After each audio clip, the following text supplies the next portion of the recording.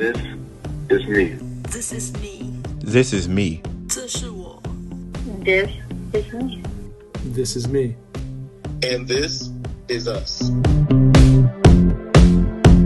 Hey guys, it's me, Blind Justice, back with another episode of This Is Us. So if this is your first time ever tuning into the episode, or episodes like it, This Is Us is actually an opportunity for me to meet some people in the blind community and give them an opportunity to tell their story to you and really kind of get to know you guys a little bit better as well. So I have a good friend with me, Roberto. Say hey, Roberto. Hi, how's everyone doing? So you guys, I actually met Roberto in a WhatsApp group via TikTok. And we've kind of, exchanged words and stuff like that and gotten to know each other a little bit better. And I feel like he has a really great story to tell. So I definitely wanted to bring him on the show. So like all the other times with the formalities, can you go ahead and tell us your full name and your age and where you're from? So, my name is Roberto Atilano, and I am 29 as of this video. I am from California. Okay. So, and as always, what is your eye condition? How long have you been dealing with it? And then what is your vision like? Like, what can you actually see?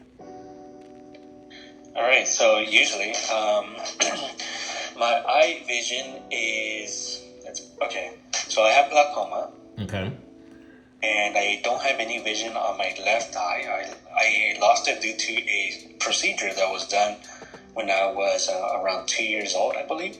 So when I was 2, they were trying to better my vision on left eye, but it didn't go as they hoped. Instead, I got an infection, which caused me to lose all of my vision. So wow. And my right eye, well, I've had glaucoma. And slowly but surely, I've been losing it. I've had like 16 surgeries on my right eye, trying to preserve the little bit of vision that I have. But yeah, it's still, going away. But I've been adapting as I've been going. Okay. So, and everybody always knows this because I'm actually total, so everything is black. Can you describe yourself physically for those who are total like myself? So I am typically a short male, 5'4" with 3/4. I like to say that. Almost 5'5", but my hair makes me 5'5". Oh, okay. If you flatten out my hair, it'll give me an extra, 2 centimeters, which gets me at 5'5". But okay. And well, recently I'm Hispanic, so I'm brown like a brown potato. Okay. And recently I was saying that my daughter, I was sitting on the couch and she said, "Daddy, you look like you're pregnant." Oh my God. Okay. I was like, all right, well, I would explain the mosquito bites I got on my chest. Look, leave it to kids to tell the truth, I guess. Okay. Well, I guess it's time to go ahead and get this kicked off and started. So, one of the great things that I've learned as I'm starting to get older is how important heritage is. So I've always been very intrigued, at least with my own heritage, like where I've came from and, my ancestry and the family tree before me and exactly, the influence that it's had on me up to this point. And I remember talking to you the first time and being so intrigued when you told me exactly where it was that you were from and exactly how you got to be where you are now. So do you mind sharing a little bit of information about that? Oh, no, I definitely don't mind. Okay. So, okay, I am from California. I was born and raised from California, but my parents are from a village out in Mexico. And in this village, they're basically kind of like a tribe. There's multiple villages are in a string form, so there's about, I think, 12 villages back to back. Okay. And they have a lot of traditions there. I visited a few times there, and well, it was really nice going over there to see them, the community. I took my cane out because it's important. But when I went to go visit them, honestly, they were extremely friendly, very friendly people, and I enjoyed being over there. Of course, there's no roads really. There's nothing like that. So unfortunately, the cane was not helpful in any way. Everything was too bumpy, too rocky, so it just didn't work out. But I was able to get around without my cane, and a little scary, but it worked out. Let's see. So my parents they speak a specific language that they taught me, and so this is the language I learned when I was till the age of 4. I learned the language Nahuatl, and so I learned to speak it, to hear it out, but it's kind of been forgotten. By the time I was 4, my parents thought it was important for me to learn more of a common language, one that they knew, which is Spanish. Okay. So I started speaking Spanish soon after. Okay. I started to go to school in first grade, and then I needed to learn English. So there I go, learning English. Now, I was learning Nahuatl, Spanish, and English because, everyone else in the family spoke to me in Nahuatl. And my parents spoke to me in Spanish, and the school spoke to me in English. So honestly, I was getting all my words all mixed up and jumbled up. I didn't know what I was saying anymore. I can only imagine. I was never good at my language skills. So, if I make any mistakes in my sentences right now, it's because I got good at any language. Uh-huh. Well, let's see. What do you think is good to share about the village, Dom? So I will say this. I know for me, and I don't know if everybody else is thinking this, and you guys got to really excuse my ignorance. I was always so consumed with my own culture that I really did not know a lot about Hispanic culture. So I always just felt like, Mexico was just always Mexico, and that's just what it was, and everybody there spoke Spanish, and it is what it is. But through meeting you and conversating with a lot of other people, I didn't really know a lot about Aztec culture and kind of what really took place before, the Spanish or people from overseas in Spain and stuff like that kind of came over and, I guess took over, for lack of a better phrase. So I know for me, a lot of it, and again, you guys got to excuse my ignorance. A lot of it for me, I didn't know that essentially, in many ways, the Aztecs were Native Americans. And so I guess if anything, I know you spoke about like being from a tribe and stuff like that.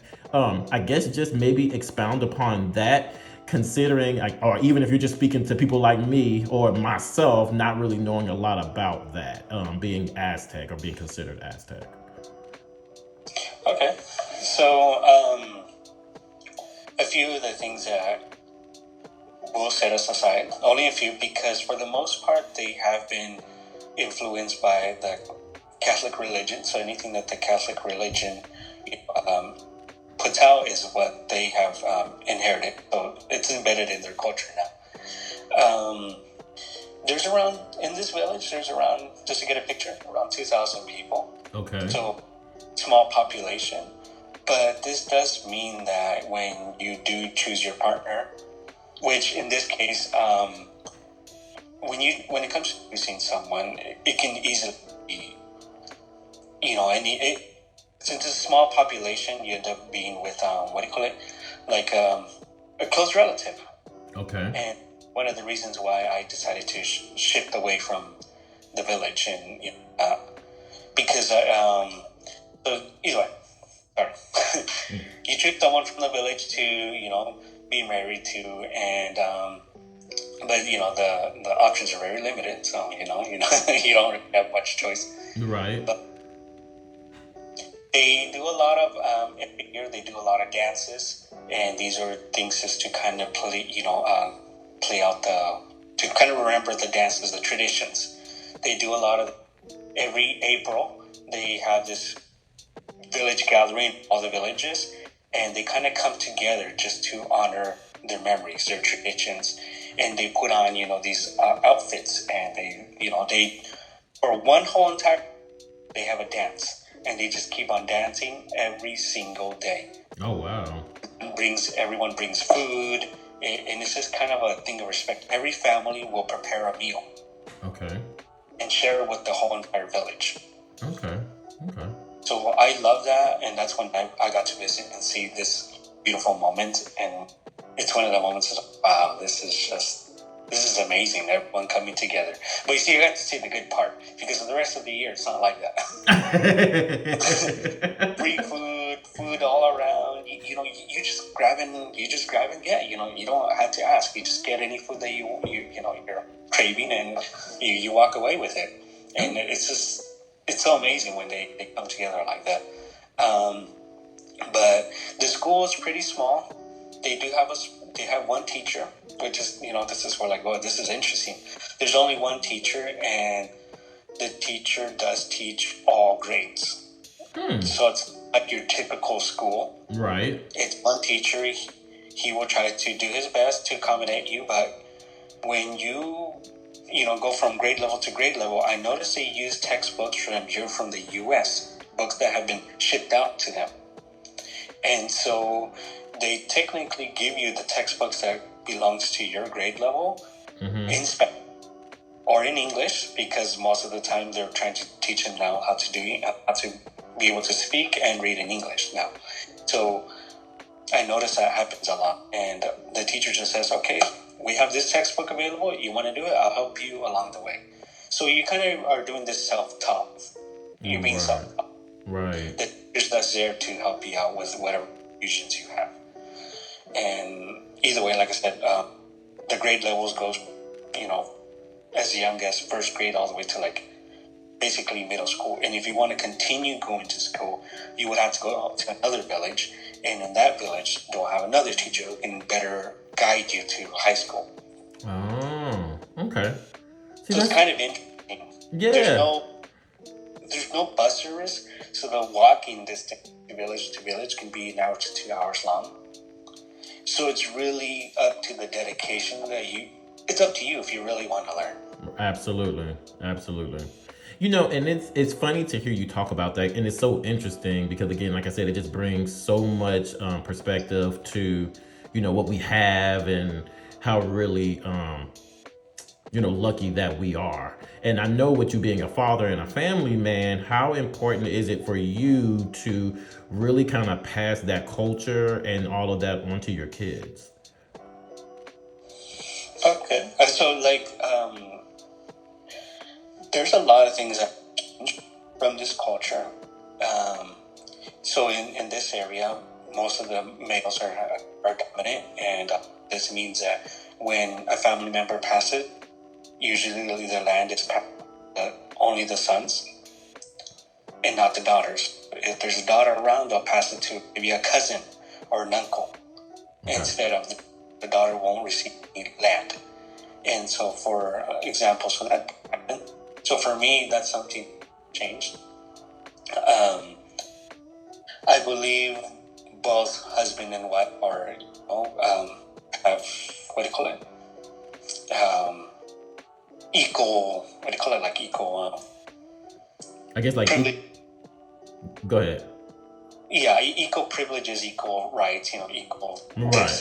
Right.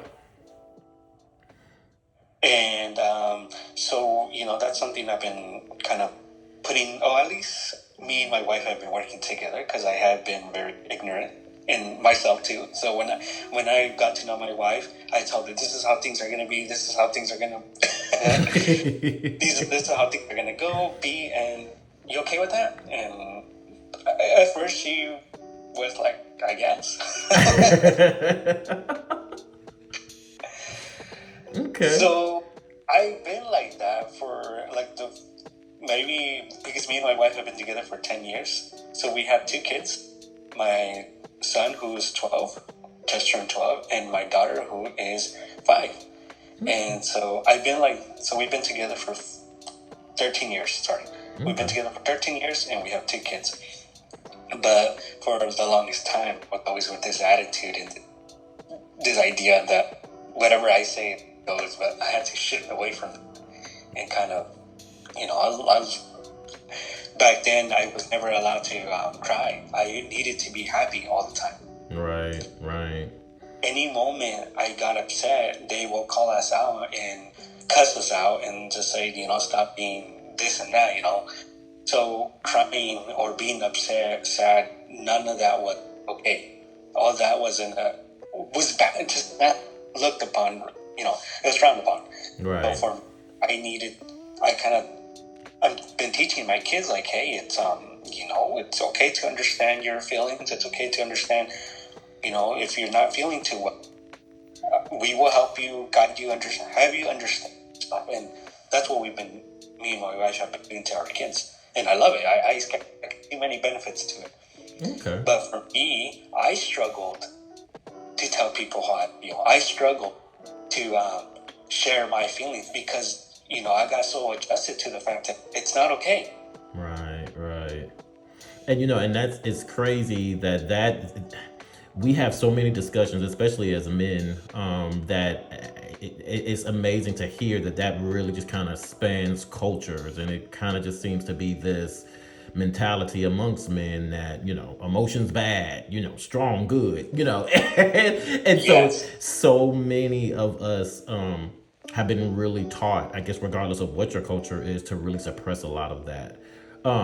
But I do want to say shout out to the beautiful Andrea, your wife. And you mentioned her a couple of times, and I thought it was really interesting, you guys' family dynamic. So first off, the first amazing thing, you guys, is that both of them are actually visually impaired. So we're talking about two visually impaired parents.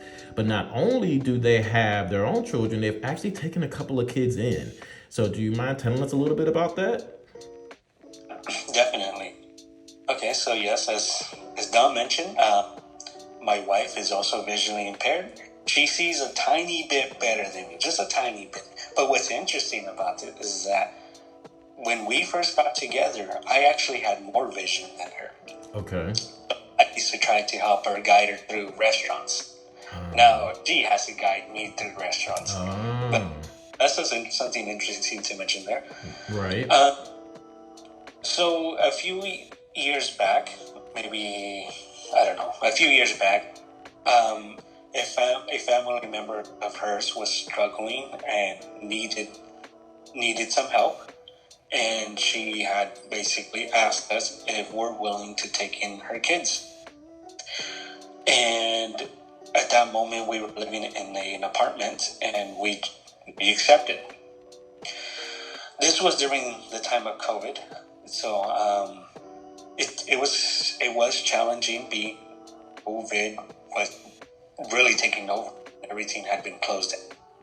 So we were locked in our apartment with these new family members. They were two little kids.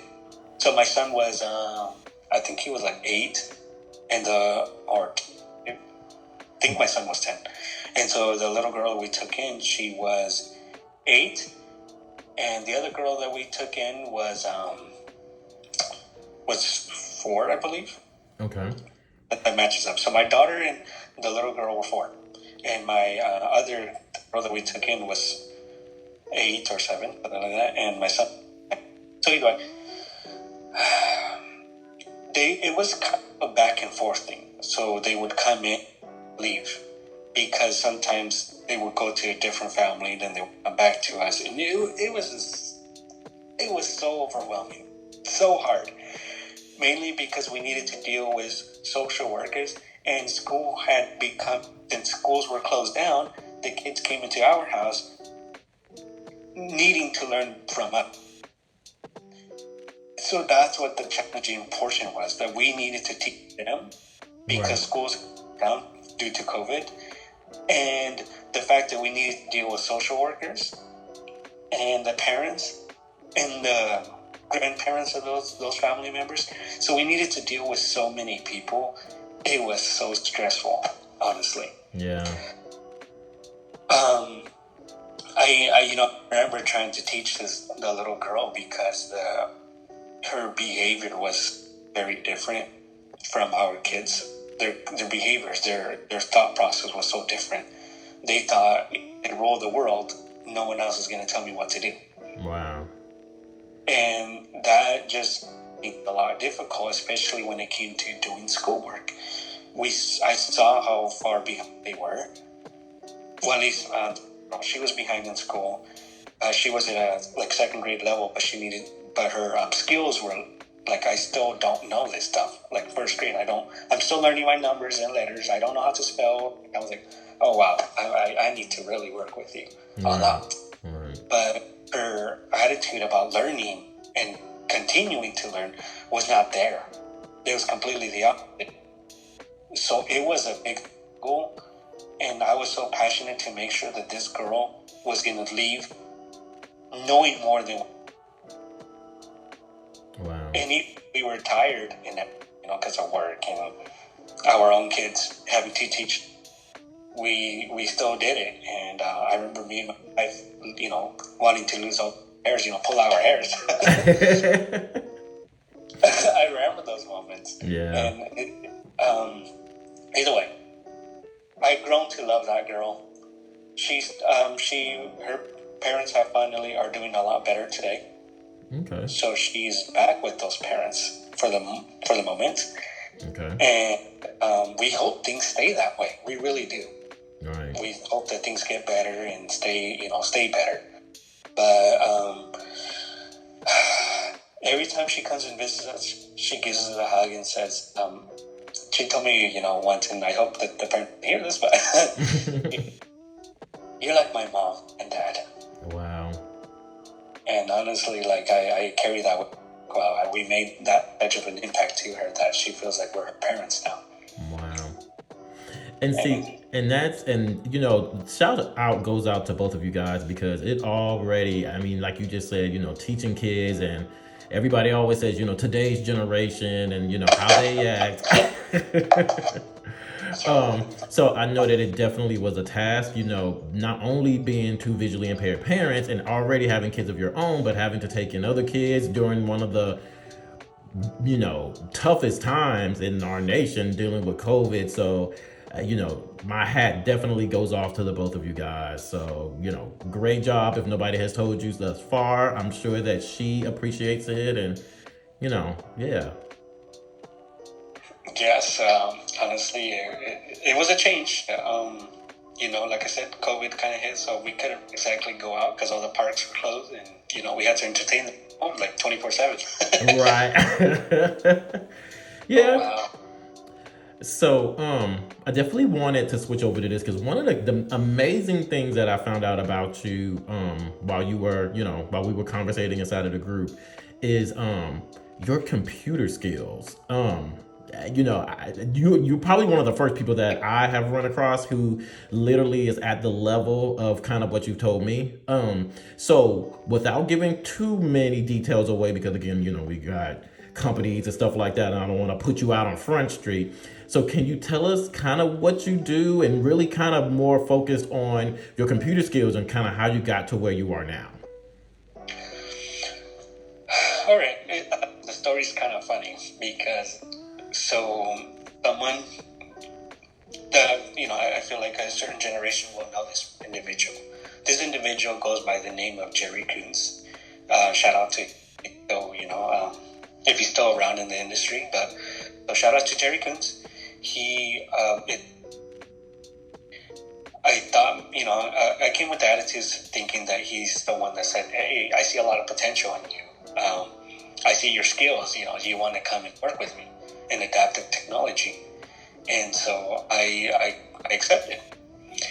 He told me the reason why he actually got there is because he saw me as a troublemaker, and he wanted to stop being a troublemaker, so get something distracted with. Okay. Not the reason why I thought I went in there, but either way, whatever. He gave me an opportunity to get paid, and I took it.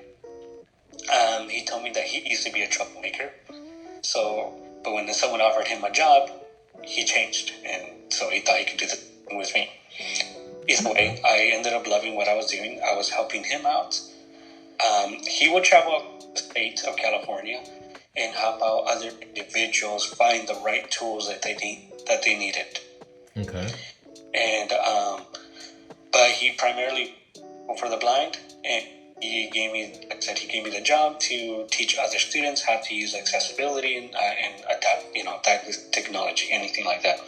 And so I took it. I was teaching other kids, but they also saw that I wasn't too into the teaching of adaptive technology. They saw that I was more into other stuff, and so they gave me the chance to switch over to another area of the technology industry, which is IT, information technology. Okay. When I started there, I was actually doing it more. And it's not because I'm away from kids, but I was in and I was getting paid. At that time, the wage was $8 an hour, and that's what I was getting. Honestly, what's interesting, a lot of the workers kind of got upset that I was getting paid that much because they were getting paid that much minimum wage.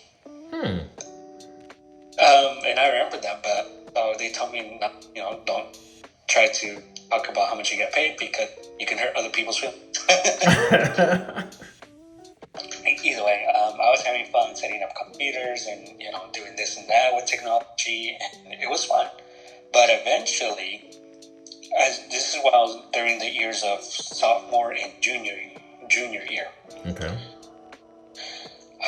Eventually, I was going to school, public high school, and decided as my senior year, I would take a class of technology. But actually, I wasn't taking a class. I was working alongside the IT person from the school district.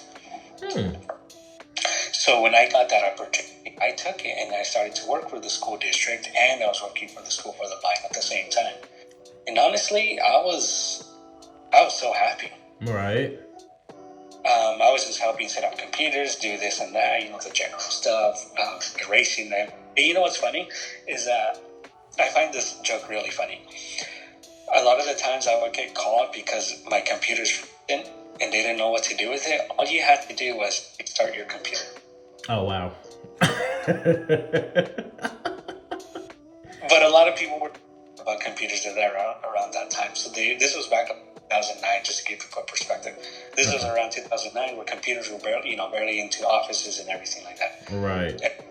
Yeah, so people were so afraid of touching the computer, they didn't know what to do. And I was like, all you had to do was restart it. But they would tell me, congratulations, you don't get paid for doing whatever you do. I was like, I just restarted your computer, but okay, So that happened a lot. A lot of the times, the computer just needs to be restarted or that's mainly. But the pay for turning off your computer, turning it on was pretty good. I can only imagine. I can't tell you how many times I've been looking at my phone going, why is my phone acting up? It's just, and I had to tell myself, you haven't restarted it for like a week and a half. Maybe you might want to give it a break and restart it, and then magically it starts working again. So yeah, I definitely know the struggle. So that was one. It was a pretty thing, but there was other harder tasks. But either way, that's how I got that experience at school and from the School for the Blind. Eventually, I was old enough, and so I was working a lot.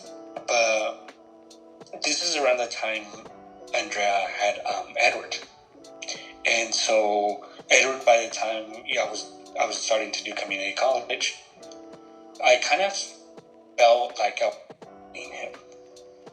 And I didn't like that feeling. I didn't like the feeling that I wasn't around him. And I felt like I needed closer to him. So people kind of backtracking. People from the village, they kind of, to better their situation, they will come traveling really far to pursue a better career. And eventually, with that better career, they will be able to their family. So that's the attitude I was going with too. Like, I'm going to finish high school, I'm going to finish college, and I'm going to university. And then but I felt like I wasn't around my child enough. So that feeling a little guilty, I was like, you know what, I got to go see him more. And I ended up seeing him more. And so we live out in it. And so around that area, I just said, you know what, I'm going to finish my school here. Okay. So I moved in with my wife. Well, that time she was my So I moved in with her. Okay. I was doing community college, and at that community college, they asked what career I want to go to, and at that time I still had I was going to do IT, so I was doing IT classes. But I saw the students doing computer science, and I kind of wanted to jump into it. I was like, well, this is fun. And so I would use JAWS and something called Notepad++. And so with JAWS and Notepad++, I was able to write code. And, it would put everything out back to me. And I would, at that time I had a little vision. So I was able to kind of see what I was doing and putting it into basically other programs and seeing how it works. And I was having a lot of fun. Okay. But I was doing school and playing around, and I decided to get a job at the college. So I was at school for like 12 hours a day. I was a workaholic, I can tell you that. I was a big time, and I was just like having a lot of fun. But once again, I was repeating myself. I wasn't around my son, and now I'm like, well, now I'm living with him. I'm not with him still. Right. So I was like, okay, I had to really figure it out. So, I said, screw college. I'm just going to get a certificate and walk out of here. And so that's kind of what I started to do. I said, screw college. I never got my degree. I just did the classes I needed to do. And I started working for the college. And then I went to another job. And I said, yeah, this is my skills. You want to give me a job? Right. Silly. And they're like,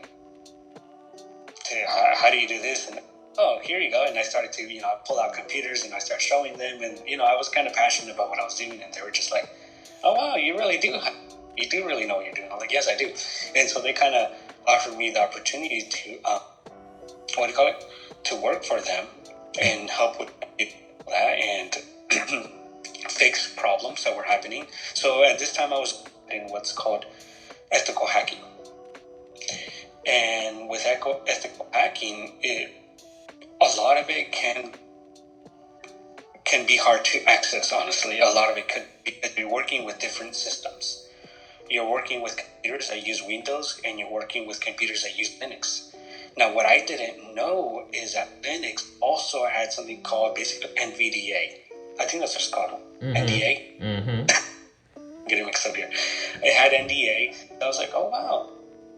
Whoever had been on NDA on these Linux machines, I am so thankful for them.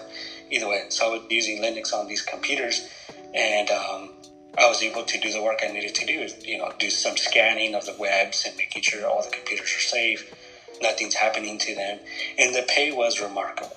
I love the pay, but the biggest problem because I was doing this for a few years, was that it took a lot of time. It took so much time. The pay was great, but the time was just too much that, I guess I just kept trying to make sure that I was there for my son and that my son would remember me and that he was, learning how to use the bike and by me, because I wanted to be the one teaching him how to use the bike. I wanted to be the one to teach him how to use the scooter. I wanted to be the one that took him out to the park, just like my dad. My dad took me out to the park every so often, so I wanted to do that too for him. Right. And that, that kept driving me backwards. Like, you're away from your family too much. Yeah. So, after doing some ethical hacking for some time, I eventually said, you know what, I think I need to do my own business. I think that's the best way I can do it. I can take time where I want to. I can stay at a time. I can work at a different moment, different time. And that's what I did. I started to kind of do my own business, and I started to offer my services. I don't disclose that I'm blind from the beginning because I feel like I spend an extra 4 hours interviewing, trying to explain to them how I can get the job done. Okay. That's something I learned that I needed to do. So every time I would offer, yes, I'm blind, they would be like, okay, how are you going to do it? How are you going to get this job done? And it sucks that I would have to go through that. But I felt like I needed to be honest from the beginning in order for them to know that I can, they can count on me. I'm honest from the beginning. But it sucked because it would backfire in the sense that they would have doubts of me right away. and I would have to spend extra time trying to show them why. And then they would have me sit with another IT guy, and the IT guy is like, yeah, I think he knows what he's doing. So it just sucked that I had to do that. Right, right. Well, at least it was your job on your terms, and when you decided to take it on yourself and really kind of just, steer the ship yourself for what you wanted to do. And so that way you can still spend time with your family as well. Yeah, so now my job kind of looks like this. I will work for a month. Out of the year, I will work like 8 months or so. Okay. It's not an on and off. It's not always working. I'm working for 1 month, take a week break, working for 2 months, taking a 2 week break. Something in that. Sometimes I work for 3 months, I take a month break. And sometimes that break is not intentional. Sometimes I'm just out there looking for another contract, or someone's looking for me, or me trying to choose the appropriate contract. Because some of these contracts, I can tell that I won't be able to do them, or they're trying to underpay me, and they're just trying to say, well, we think we're paying you guys too much, so I don't want to pay you that much. Or sometimes they want to pay you afterwards once the job is completed, but also that's not acceptable because sometimes they walk away and never pay you, and they declare bankruptcy. So these are I had to invest my time appropriately, and that's the reason why I went independent, because I wanted to make sure that my time was well worth it. Right. And so now that I do is just I try to make sure that the software that they're using and that the technology is using works well and is secure, is protected, and is somewhat accessible. Okay. That's kind of, I try to make sure the software is safe, and if there's a problem with the software, I will let the owner or the manufacturer or the company know that you do have problems, and this is how you fix it. If you want to fix it, you can pay me extra, or you can hire this kind of. I will tell them. I will guide them to what company they can go to, or to who they can go to fix. Because sometimes they only pay us to detect it. They don't pay us to fix it. Right. I have, make sure that that's what I do, and I don't overstep the contract, or they don't try to think they can trick me into fixing it, because this is the amount of hours we agreed to working on this product. So that's what happens, and sometimes they accept for me to work on it, and eventually if they do meet with me in person, they're like, "Oh, you're blind and you did this." And I've had this one moment where they're like, "Maybe we should hire someone else and make sure you didn't miss anything."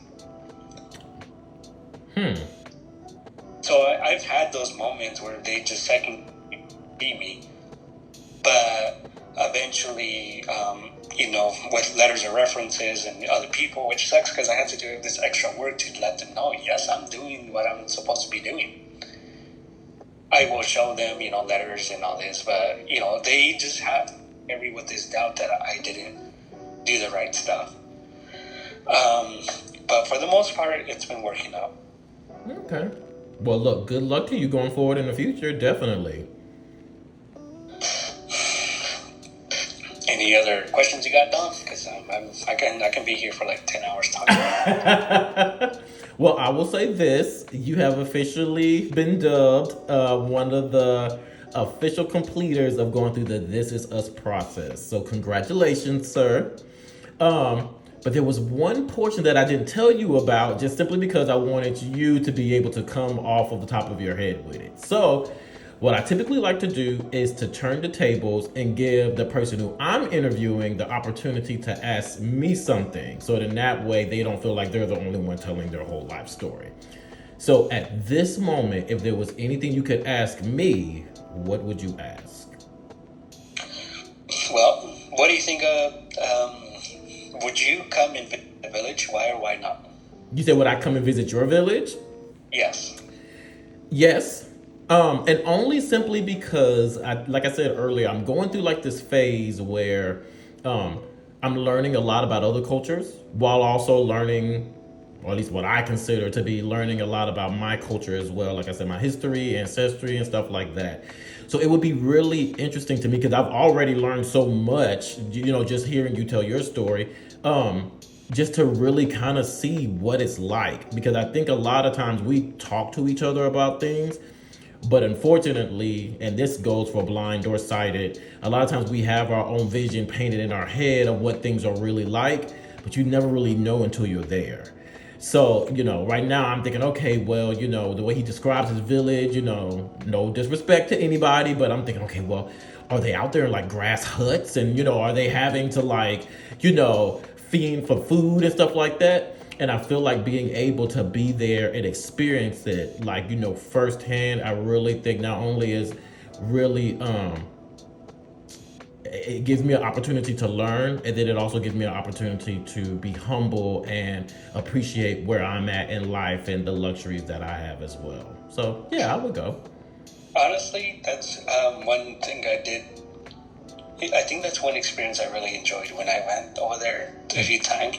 Okay. I really appreciating what we have here. It really, really made me appreciate everything that we have here. Like you said, they do go in hut. That is one thing that they still do. And some of the houses are concrete. Well, I mean not concrete. Some of the houses are bricks and stones. Mm-hmm. Are like wood, but not the way you think. Right. Wood like branches tied up together, and logs, I guess. So they're just a bunch of logs tied up together, and done the best way they could do it to make it look like a house. They put a roof over it, so the roof could be anything like a bunch of leaves sewed onto each other so that they can protect from the rain. And some of the houses are like really thin plastic. It's kind of like, I guess, it's like a storage unit kind of material. Okay. And some of the houses will be made out of, as you heard, like clay, like mud clay. Oh, okay, gotcha. Yeah, so some of the houses are like that. So if you ever were to see it, that you will find a variety of houses. It really depends on the family and how far they've wanted to move forward with it. Like if they wanted this kind of house, well, you need X money, and to get that X amount of money, you kind of had to step out of the village and go and pursue a career. Right. So that does as far as what do you call it? Like I said, I kind of talked to people. That was interesting to me. I went to go see the school. How everyone was a different age. It's not like here. Right. Okay. There's no basketball fields on none of that. It's just I noticed that when it comes to playing sports, you just have to imagine. There's really no toys either. Your toys are the rocks and the sticks and the grass and whatever you find outside. You can easily do that. I used to pretend the rock was a car. The cars are just somehow rolling through the sand. But either way, there's really no toys over there. Okay. Well, I was just gonna say lately, their communication. There's one zone in the school. There is Wi-Fi, and that was recently put in there. Okay. So now you can call Mexico via Messenger. I mean, you can call that village via Messenger. Due to that they put in there, yeah. So that's something new. Okay. So people can do that now. Okay. Well, hey, it's only up from here with your village and stuff like that. So, I guess if you don't have any, that's cool as well. But if anybody were interested in reaching out to you, maybe getting to know a little bit more about your story, do you have any social media platforms where they can reach out to you at? We will probably post it under this video, maybe, because I do, but at the same time I don't. Okay, got you. Yeah, so I do, but at the same time I don't. I would have to see how to put it on under here, but we would probably put it under in the description. Description? Okay, got you. All right, y'all. Well, this is Rob, you guys. So, like I said, you officially finished your This Is Us interview. So hopefully you enjoyed yourself, Rob. Viewers, hopefully you guys enjoyed yourself and got to know a little bit more about him. And we'll be talking to you soon. 1, 2, and 3. All right, Rob, go ahead, boy. Speed on. Stop recording video. Button. Take picture. Take picture.